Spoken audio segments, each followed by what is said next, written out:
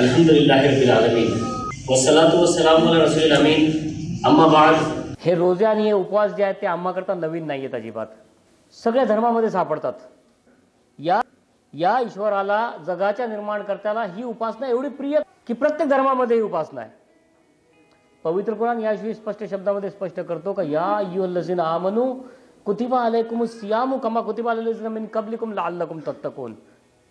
हे लोक हो जे ईश्वराप्रती श्रद्धा बाळगतात, तुम्हाकरता रोजे अनिवार्य केलेले आहेत, ज्याप्रमाणे तुमच्या आधीच्या समस्त जनसमुदायांवरती अनिवार्य केले गेले होते।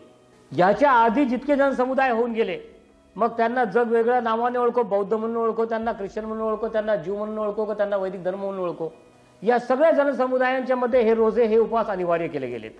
काही जी उपासना आहे, ही उपासना त्या भक्ताच्या आणि त्या ईश्वरामधली एकदम पर्सनल, वैयक्तिक अशी उपासना आहे। कोणी नमाज पठण करत असेल, प्रार्थना करत असेल, पूजा अर्चना करत असेल, तर बघणारा सांगू शकतो का हा पूजा करतोय, हा नमाज पढतोय म्हणून।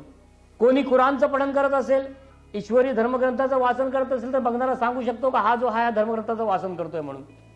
कोणी दान धर्म करत असेल, अगदी लपून चपून जरी दान धर्म केला तरी कमीत कमी घेणारा तरी जाणतो का याला दिलंय म्हणून। पण रोजा किंवा उपवास ही एक अशी उपासना असते की ज्यामध्ये समोरच्याने सांगितल्या बगर समोरच्याला कळतच नाही का हा रोजा याने ठेवलेला आहे, उपवासाने ठेवला आहे का नाही। एखाद्या समोर खाण्याची एखादी प्लेट करावी, तो म्हणतो नाही मला नाही चालत, मला उपवास आहे। एखाद्याला म्हणावं की घे पाणी पी, तो म्हणतो नको नको मला रोजा आहे म्हणून।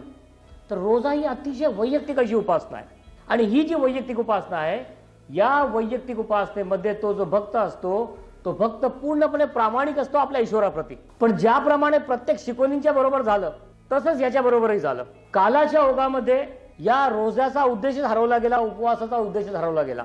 म्हणून तर म्हटलं का दर्द दिल के लिए पैदा किया इंसान को, वरना ताआत के लिए फरिश्ते काफी थे।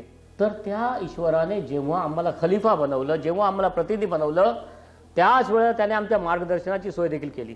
आणि हे सांगितलं का वलिकुल्ली कौमी हाद, की या जगाच्या पाठीवर कुठल्याही कालखंडामध्ये कुठलाही मानव समूह असा राहिलेला नाहीये की जो ईश्वराच्या मार्गदर्शनापासून वंचित राहिलेला आहे।